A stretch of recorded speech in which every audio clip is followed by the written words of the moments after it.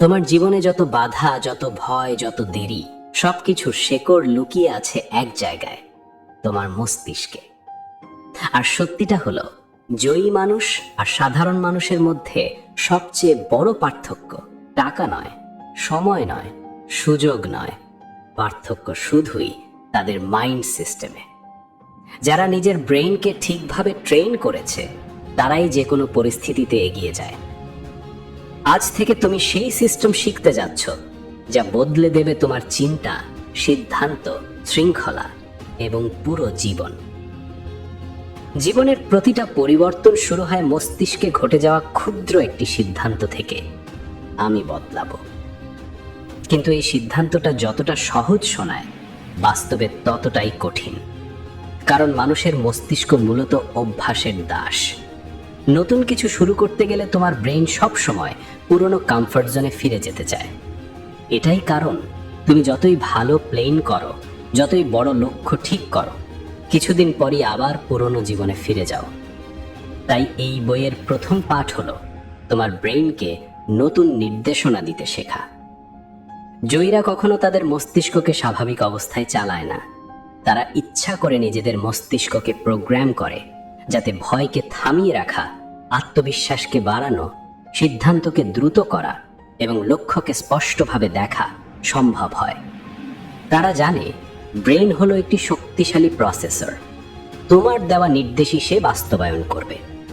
যদি তুমি মনে মনে ভাবো আমি পারবো না, তোমার মস্তিষ্ক সেই অনুযায়ী কাজ করবে এবং তোমাকে হাজারটা অজুহাত দেবে। কিন্তু যদি তুমি চিন্তা পরিবর্তন করো, আমি পারবো এবং আমি করব, তাহলে তোমার মস্তিষ্ক সেই অনুযায়ী পথ দেখাতে শুরু করবে। ব্রেন সায়েন্স বলে, যখন তুমি কোনো বিষয় নিয়ে গভীরভাবে চিন্তা করো, সেই চিন্তা তোমার মস্তিষ্কে নতুন নিউরন কানেকশন তৈরি করে। অর্থাৎ তুমি কি ভাবছো সেটা তোমার জীবনের ভবিষ্যৎ গড়ে দিচ্ছে। যদি তুমি প্রতিদিন একইভাবে হতাশ, নেতিবাচক বা অনিশ্চিত চিন্তা করো, তাহলে তোমার ব্রেইন সেই চিন্তাগুলোকে নতুন স্বাভাবিকতা ধরে নেয় এবং তোমার জীবন ঠিক সেই রকম হয়ে যায়। কিন্তু যদি তুমি ইচ্ছা করে তোমার চিন্তার দিক পরিবর্তন করো, যেমন কৃতজ্ঞতা, শৃঙ্খলা, আত্মবিশ্বাস, লক্ষ্য এবং কর্ম, তাহলে তোমার মস্তিষ্ক বদলে যেতে শুরু করবে।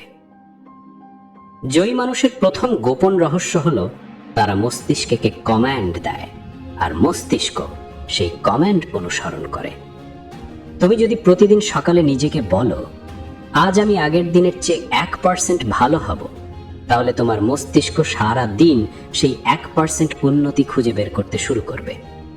আবার যদি তুমি বলো, আমি যা চাই সেটা আমি অর্জন করতে পারবো, তাহলে তোমার মস্তিষ্ক সেই অর্জনের জন্য প্রয়োজনীয় সুযোগগুলো খুঁজে দিতে শুরু করবে।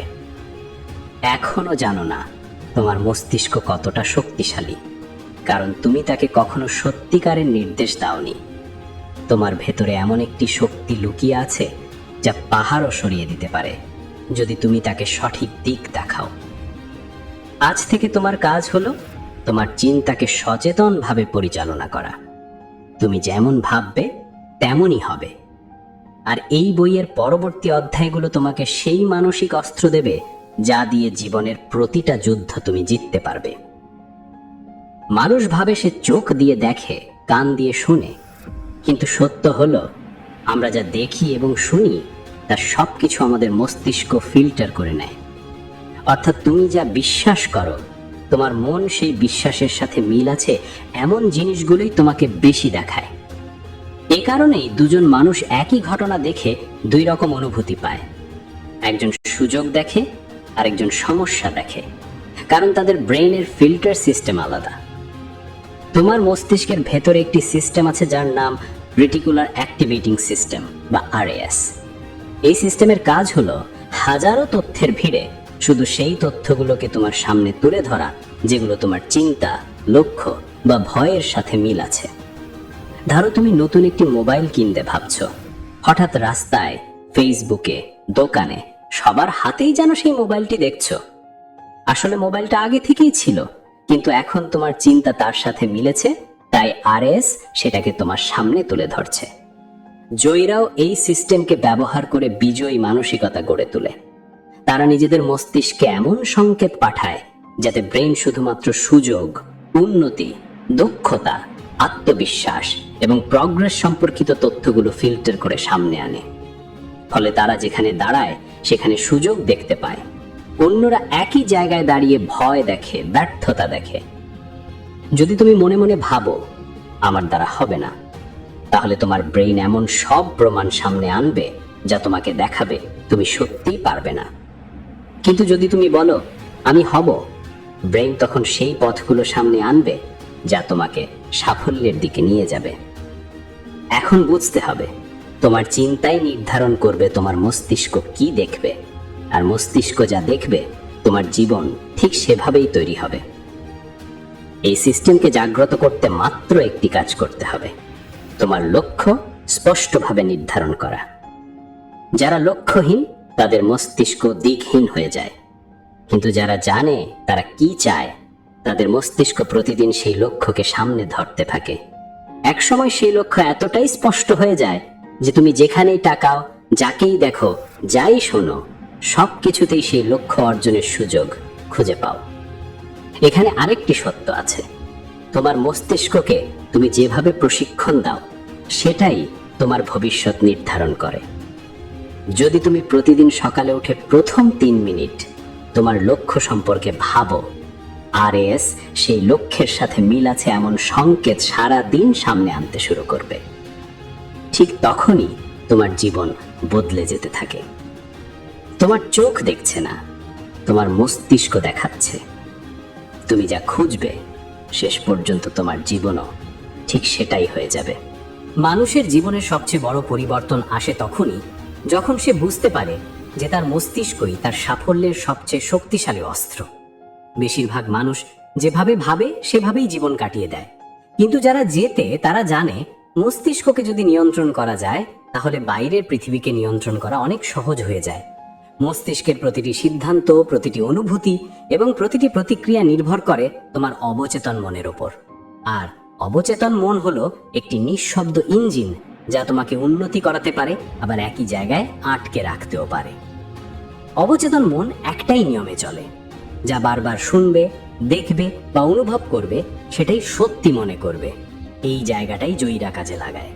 তারা জানে জীবনের বড় পরিবর্তন শুরু হয় চিৎকার করে বলা লক্ষ্য থেকে নয়, বরং মাথার ভেতরের নীরব বিশ্বাসগুলো থেকে। তুমি যদি নিজের মস্তিষ্ককে প্রতিদিন ছোট ছোট ভাবনা দিয়ে প্রোগ্রাম করো, সেটাই ধীরে ধীরে তোমার নতুন বাস্তবতা তৈরি করবে। কিন্তু বেশিরভাগ মানুষ এটা বোঝে না। তারা ভাবে মোটিভেশনাল ভিডিও দেখলেই বদলে যাবে, কিন্তু পরিবর্তন আসে তখনই যখন তুমি তোমার অবচেতন মনের ভেতর নতুন প্রোগ্রাম ইনস্টল করতে শুরু করবে। এই প্রক্রিয়া শুরু হয় একটি খুব সাধারণ জায়গা থেকে, নিজের চিন্তাগুলোকে লক্ষ্য করা। দিনের মধ্যে কত শত চিন্তা আসে, তার বেশিরভাগই স্বয়ংক্রিয় পুরনো অভ্যাসের ফল। তুমি যখন কোনো গুরুত্বপূর্ণ কাজে যেতে চাও তখনই মনে ভয়, সন্দেহ বা আলসেমি ঢুকে পড়ে। এটি তোমার দুর্বলতা নয়, এটি তোমার পুরনো মস্তিষ্কের সেফটি মোড। মস্তিষ্ক চায় তুমি আগের মতোই থাকো, কারণ পরিবর্তন তার কাছে ঝুঁকির মতো। তাই প্রথম ধাপ হলো এটাকে ধরা, নিজেকে বলা এটা আমি না, এটা আমার পুরনো প্রোগ্রাম। যখন তুমি এটা বুঝতে পারো তখন দ্বিতীয় ধাপ শুরু হয়, নিজের অনুভূতিগুলোর ওপর নিয়ন্ত্রণ আনা। ভয় বা সন্দেহকে শরীর দিয়ে বদলানো যায়। তাই সোজা হয়ে দাঁড়াও, গভীর শ্বাস নাও, শরীরের ভেতর শক্তির অনুভূতি আনো। এই শরীরের ভাষা তোমার মস্তিষ্কের ভেতরের আবেগকে বদলে দেয়। শক্ত ভঙ্গি দেখলে মস্তিষ্ক শক্ত অনুভূতি তৈরি করে। এটাই নিউরো ম্যানিপুলেশনের প্রথম স্তর। এর পরের ধাপটি সবচেয়ে শক্তিশালী, নতুন বিশ্বাস ইনস্টল করা। পুরনো চিন্তা ফেলে দিলেই হবে না, তার জায়গায় নতুন শক্তিশালী নির্দেশনা বসাতে হবে। যেমন আমি আমার মস্তিষ্ককে নিয়ন্ত্রণ করি, আমি যা শুরু করি তা শেষ করি, আমার মস্তিষ্ক ক্রমেই উন্নত হচ্ছে। এই ছোট ছোট বাক্যগুলো বারবার বললে মস্তিষ্ক এগুলোকে বাস্তবতা বানাতে শুরু করে, কারণ অবচেতন মন কথার ভেতরের অনুভূতিকে সত্য ধরে নেয়। দিনে কয়েক মিনিট এমনভাবে নিজের সঙ্গে কথা বলাই তোমার নতুন মানসিকতা গড়ে তুলতে শুরু করবে। এভাবেই শুরু হয় অভ্যাস, অনুভূতি এবং সিদ্ধান্তগুলোর নীরব রূপান্তর।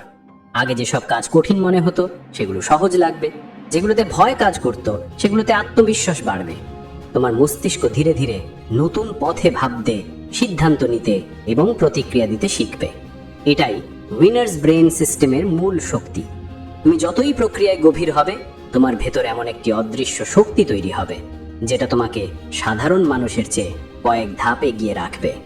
এরপর তুমি জানবে মস্তিষ্কের ভেতর কিভাবে সফলদের ফোকাস সার্কিট তৈরি হয়, যেটা একবার তৈরি হয়ে গেলে বড় লক্ষ্য অতি সহজ মনে হয় এবং মন কখনো পথ হারায় না। যে কোনো বড় লক্ষ্য অর্জনের সবচেয়ে গুরুত্বপূর্ণ শক্তি হলো ফোকাস। মানুষ ভাবে সুযোগ কম, সময় কম, রিসোর্স কম, কিন্তু আসল সত্য হলো বেশিরভাগ মানুষের মস্তিষ্কে ফোকাসের সার্কিটই তৈরি হয়নি। মস্তিষ্ক যতক্ষণ লক্ষ্যকে জরুরি মনে না করবে ততক্ষণ মন ছুটবে, সিদ্ধান্তে দেরি হবে আর অর্ধেক কাজ অসম্পূর্ণ থাকবে। তাই এই অধ্যায়ের মূল শিক্ষা হলো জীবনে সফল হতে চাইলে প্রথমেই তোমাকে নিজের মস্তিষ্কে শক্তিশালী ফোকাস সার্কিট তৈরি করতে হবে। মানুষ সাধারণত যা করে তা হলো কাজের তালিকা বানায়, লক্ষ্যের কথা ভাবে, কিছুদিন উত্তেজনায় কাজও করে, তারপর ধীরে ধীরে আগ্রহ কমে যায়। এটা কোনো দুর্বলতা নয়, এটা মস্তিষ্কের স্বাভাবিক স্বভাব। মস্তিষ্ক সবসময় সেই কাজগুলোকে বেশি গুরুত্ব দেয় যেগুলো তাকে তাৎক্ষণিক আনন্দ দেয়। তাই কঠিন বা দীর্ঘমেয়াদী লক্ষ্য দ্রুতই অবহেলিত হয়ে যায়। কিন্তু সফল মানুষেরা তাদের মস্তিষ্কে একটি ভিন্ন সিস্টেম তৈরি করে, যেখানে লক্ষ্য পরিণত হয় আনন্দের উৎসে, চাপের উৎসে নয়। এই পরিবর্তন শুরু হয় লক্ষ্যকে বারবার মস্তিষ্কের সামনে এনে। যখন তুমি প্রতিদিন তোমার লক্ষ্যকে কল্পনা করো, লিখে রাখো, নিজেকে মনে করাও, তখন মস্তিষ্ক সেটাকে গুরুত্বপূর্ণ হিসেবে চিহ্নিত করে। তারপর একসময় সেই লক্ষ্যকে সামনে আনার কাজ স্বয়ংক্রিয় হয়ে যায়। এই প্রক্রিয়াকে বলে নিউরাল প্রায়োরিটাইজেশন, অর্থাৎ মস্তিষ্ক তোমার লক্ষ্যকে প্রাধান্য দিতে শুরু করে। কিন্তু কেবল লক্ষ্য সামনে আনেই যথেষ্ট নয়। দ্বিতীয় ধাপ হলো মনকে ছড়িয়ে যেতে না দেওয়া। মস্তিষ্কের ছুটে বেড়ানো চিন্তা থামানো হয় না নিষেধ দিয়ে, থামে দিক নির্দেশনা দিয়ে। তুমি যা করতে চাও সেটাকে ছোট ছোট ধাপে ভেঙে ফেলো এবং এক সময় মাত্র একটি ধাপ সামনে রাখো, তাহলে মন সরে যায় না। কারণ মস্তিষ্ক শুধু সহজ জিনিসকে করার মতো মনে করে, কঠিন জিনিসকে এড়িয়ে যাবার মতো মনে করে। ফোকাসের প্রকৃত শক্তি তৈরি হয় তখনই যখন কাজের প্রতি আবেগ যুক্ত হয়। এজন্য সফল মানুষেরা নিজেদের প্রশ্ন করে, এই লক্ষ্য পূরণ হলে আমার জীবনে কি পরিবর্তন আসবে? এই প্রশ্নের উত্তর যত পরিষ্কার হবে তোমার মস্তিষ্ক সেই লক্ষ্যকে তত দ্রুত গ্রহণ করবে। কারণ ব্রেন দুটো জিনিসের দ্রুত প্রতিক্রিয়া দেয়, আবেগ এবং অর্থ। তুমি লক্ষ্যটিকে যত অর্থ দেবে মস্তিষ্ক তত শক্তভাবে তার দিকে টানবে। এখানে একটি সত্য লুকিয়ে আছে, তোমার মস্তিষ্ক কখনো শূন্যে কাজ করে না। তাকে দিক দেখাতে হয়, অনুভূতি দিতে হয়, স্পষ্টতা দিতে হয়। তুমি যত বেশি স্পষ্ট করবে তত বেশি ফোকাস বাড়বে, আর যখন ফোকাস বাড়ে তখন কাজের শক্তিও বাড়ে। সেই সময় যে কোনো বড় লক্ষ্য সহজ মনে হয়, কারণ তোমার পুরো মস্তিষ্ক লক্ষ্য পূরণের জন্য সারিবদ্ধভাবে কাজ করতে শুরু করে। ফোকাস হলো একটি চুম্বকের মতো, তুমি যতই সেটাকে শক্তিশালী করবে ততই সঠিক সুযোগ, সঠিক মানুষ, সঠিক চিন্তা তোমার দিকে টানতে শুরু করবে। এটাই সফল মানুষের গোপন শক্তি। এই অধ্যায়ের মূল শিক্ষা হলো ফোকাস কোনো প্রতিভা নয়, এটা একটা সিস্টেম। যেই সিস্টেম গড়ে তুলতে পারে সে তার চিন্তা, সময়, শক্তি এবং ভবিষ্যৎ সবকিছুই নিজের নিয়ন্ত্রণে এনে ফেলে। এর পরের অংশে তুমি জানতে চলেছ কিভাবে ব্রেইনে আনশেকেবল কনফিডেন্স সার্কিট তৈরি হয় এবং একজন সাধারণ মানুষ কিভাবে নিজের মধ্যে অদম্য আত্মবিশ্বাস গড়ে তোলে। জীবনের সবচেয়ে অদৃশ্য কিন্তু সবচেয়ে শক্তিশালী অস্ত্র হলো আত্মবিশ্বাস। মানুষ ভাবে আত্মবিশ্বাস মানে উচ্চস্বরে কথা বলা বা ভয় না পাওয়া, কিন্তু সত্য হলো আত্মবিশ্বাস হলো এক ধরনের অভ্যন্তরীণ নিশ্চয়তা, যেখানে তুমি জানো যে যাই হোক না কেন তুমি পরিস্থিতি সামলাতে পারবে। আর এই আত্মবিশ্বাস জন্মায় না বাইরে থেকে, এটি তৈরি হয় মস্তিষ্কের ভেতরে একটি আলাদা সার্কিট গড়ে ওঠার মাধ্যমে। একজন মানুষ যখন বারবার নিজেকে ছোট করে দেখে, ব্যর্থতার স্মৃতি মনে রাখে অথবা নিজেকে অন্যদের সাথে তুলনা করে, তখন মস্তিষ্কের ভেতরে এমন সংযোগ তৈরি হয় যা তাকে সন্দেহপ্রবণ ও দুর্বল করে তোলে। কিন্তু যখন কেউ নিজেকে নিজের ভেতর থেকেই শক্তি দিতে শেখে, ছোট ছোট সাফল্যতে স্বীকার করতে শেখে, নিজের অগ্রগতিকে অনুভব করতে শেখে, তখন মস্তিষ্কের নতুন নিউরন পথ তৈরি হয়, যা ধীরে ধীরে এক অদম্য আত্মবিশ্বাসে পরিণত হয়। আত্মবিশ্বাসের সবচেয়ে বড় ভুল বোঝাবুঝি হলো মানুষ ভাবে আত্মবিশ্বাস আসে সফলতা পেলেই, কিন্তু গবেষণা বলে আত্মবিশ্বাস সফলতার ফল না, আত্মবিশ্বাসই সফলতার ভিত্তি। তোমার মস্তিষ্ক তোমাকে কাজ করতে সাহস না দিলে কোনো সফলতা সম্ভব নয়। তাই আত্মবিশ্বাস গড়ার সবচেয়ে গুরুত্বপূর্ণ কৌশল হলো নিজেকে প্রতিদিন এমন ছোট কাজ দিতে হবে যেগুলো তুমি সম্পন্ন করতে পারো। প্রতিটি সম্পন্ন হওয়া কাজ তোমার মস্তিষ্ককে বলে, হ্যাঁ আমি পারি। এভাবেই তৈরি হয় কনফিডেন্ট লুপ, যেটা ধীরে ধীরে তোমাকে অপ্রতিরোধ্য করে তোলে। আত্মবিশ্বাস গঠনের দ্বিতীয় স্তর হলো অন্তরের কথোপকথন। মানুষ প্রতিদিন নিজের সাথে হাজারবার কথা বলে, কিন্তু বেশিরভাগ কথাই নেতিবাচক। যদি ভুল করি, যদি না পারি, যদি হাসাহাসি করে, এই নীরব কথোপকথনই মস্তিষ্কের ভয়ের সার্কিটকে সক্রিয় করে। জয়ীরা জানে নিজের সাথে কথা বলার ধরন বদলে ফেললেই মস্তিষ্কের প্রতিক্রিয়া বদলে যায়। তারা নিজেদের বলে, আমি হাল ছাড়ি না, আমি শিখে নিই, আমি প্রতিদিন আরো শক্তিশালী হচ্ছি। এই কথাগুলো শুধু বাক্য নয়, এগুলো মস্তিষ্কে বৈদ্যুতিক সংকেত পাঠায়, যা আত্মবিশ্বাসের সার্কিটকে শক্তিশালী করে। আত্মবিশ্বাস গঠনের তৃতীয় ধাপ হলো নিজেকে প্রমাণ করা। যদি তুমি প্রতিদিন মাত্র 5 মিনিট এমন একটি কাজ করো যা তোমাকে উন্নত করে, হোক সেটা পড়া, ব্যায়াম, মেডিটেশন, লক্ষ্য লেখা বা দক্ষতা শেখা, তাহলে মস্তিষ্ক তোমাকে বৃদ্ধিমুখী মানুষ হিসেবে দেখতে শেখে। এটাই সেই মুহূর্ত যখন আত্মবিশ্বাস জন্মায়। কারণ আত্মবিশ্বাস কখনো অন্যরা কি ভাবছে থেকে আসে না। আত্মবিশ্বাস আসে আমি নিজেকে কিভাবে দেখি তার উপরে। আত্মবিশ্বাসের সবচেয়ে শক্তিশালী উৎস হলো এই উপলব্ধি, আমি আমার জীবনের নিয়ন্ত্রণে আছি। এই চিন্তা যতবার গভীর হবে, ততবার মানসিক শক্তি বাড়বে। তুমি যতবার কাজের দায়িত্ব নেবে, নিজের ভুল মেনে নেবে, শেখার ইচ্ছা রাখবে, ততবার তোমার মস্তিষ্ক তোমাকে বিজয়ীর পথে ঠেলে দেবে। এই অধ্যায়ের মূল শিক্ষা হলো আত্মবিশ্বাস কোনো জন্মগত গুণ নয়, এটা একটা তৈরিকৃত দক্ষতা। যে মানুষ নিজের মস্তিষ্ককে প্রতিদিন ছোট ছোট জয় শেখায়, সে একসময় পাহাড় সমান চ্যালেঞ্জকেও সহজে নিতে পারে। জয়ের শক্তি তোমার ভেতরেই আছে, শুধু সেই শক্তিকে সক্রিয় করতে হবে। জীবন কখনো সরল পথে চলে না, কখনো সাফল্য সামনে দাঁড়ায়, কখনো বিপর্যয় সবকিছু ছিন্ন ভিন্ন করে দেয়। তবে একজন সত্যিকারের বিজয়ী আর একজন সাধারণ মানুষের মধ্যে সবচেয়ে বড় পার্থক্য সাফল্যে নয়, পার্থক্য হলো পড়ে যাওয়ার পর তারা কিভাবে ফিরে আসে। এই ফিরে আসার ক্ষমতাকেই বলা হয় রেজিলিয়েন্স, অর্থাৎ আঘাতের পর আবার দাঁড়ানোর মানসিক শক্তি। অনেকেই ভাবে অদম্য মানুষরা কখনো ভয় পায় না বা কষ্ট পায় না, কিন্তু সত্য হলো তারা কষ্ট পায়, তারা আঘাত পায়, তাদের মন ভেঙে যায়। তবে তারা কখনো স্থায়ীভাবে ভেঙে পড়ে না, কারণ তাদের মস্তিষ্কের ভেতরে তৈরি হয়েছে একটি বিশেষ সার্কিট, রেজিলিয়েন্স সার্কিট, যা যে কোনো কঠিন পরিস্থিতিকে শেখার সুযোগে পরিণত করে। এই সার্কিট তৈরি হয় তখনই যখন তুমি বুঝে ফেলো যে কষ্ট, ব্যর্থতা বা প্রত্যাখ্যান আসলে তোমাকে থামানোর জন্য নয়, তোমাকে গড়ার জন্য। জীবনের প্রতিটি ধাক্কাকে যখন তুমি শত্রু হিসেবে নয়, বরং শিক্ষক হিসেবে দেখবে, তখন মস্তিষ্ক ধীরে ধীরে ব্যথাকে শক্তিতে রূপান্তর করতে শেখে। ঠিক এখান থেকেই শুরু হয় মানসিক দৃঢ়তার যাত্রা। গবেষণা বলে, মানুষ যখন কঠিন সময়ে নিজের অনুভূতিকে চেপে রাখে, তখন মস্তিষ্ক আরো দুর্বল হয়। কিন্তু যখন তুমি অনুভূতির নাম দাও যে হ্যাঁ আমি এখন কষ্ট পাচ্ছি, ভয় পাচ্ছি, হতাশ বোধ করছি, তখন মস্তিষ্ক একটি সেফটি সিগন্যাল পায় এবং শান্ত হতে শুরু করে। নিজের অনুভূতি স্বীকার করা দুর্বলতা নয়, বরং এটি তোমার মস্তিষ্ককে পুনর্গঠনের সুযোগ দেয়। রেজিলিয়েন্স সার্কিট তৈরি করার দ্বিতীয় ধাপ হলো নিজেকে মনে করিয়ে দেওয়া যে জীবন তোমার প্রতি অন্যায় করছে না, জীবন তোমাকে শান দিচ্ছে। মানুষ ভাবে ব্যর্থতা মানে শেষ, কিন্তু জয়ীরা এটাকে দেখে পরবর্তী ধাপের প্রস্তুতি। যখন তুমি নিজের মধ্যে এই মানসিক অবস্থান তৈরি করতে পারো, তখন কষ্ট আগের মতো আর তোমাকে দমাতে পারে না, বরং একই কষ্ট হয়ে ওঠে তোমার নতুন শক্তির উৎস। তৃতীয় ধাপ হলো নিজের প্রতি প্রতিশ্রুতি। কঠিন সময় বেশিরভাগ মানুষ নিজের সিদ্ধান্ত, নিজের লক্ষ্য, নিজের স্বপ্ন সবকিছু নিয়েই সন্দেহ করতে শুরু করে। এই সন্দেহই মস্তিষ্ককে সবচেয়ে বেশি দুর্বল করে। কিন্তু যে মানুষ নিজের প্রতি প্রতিশ্রুতবদ্ধ থাকে, যাই হোক না কেন পথ থেকে সরে না, তার মস্তিষ্কে ধীরে ধীরে জন্ম নেয় এমন একটি মানসতাত্ত্বিক শক্তি যা ভয় এবং হতাশাকে টুকরো টুকরো করে দিতে পারে। এই অভ্যন্তরীণ প্রতিশ্রুতির নাম হলো সেলফ লয়্যালটি, অর্থাৎ নিজের প্রতি বিশ্বস্ততা। এটাই রেজিলিয়েন্সের আসল শিকড়।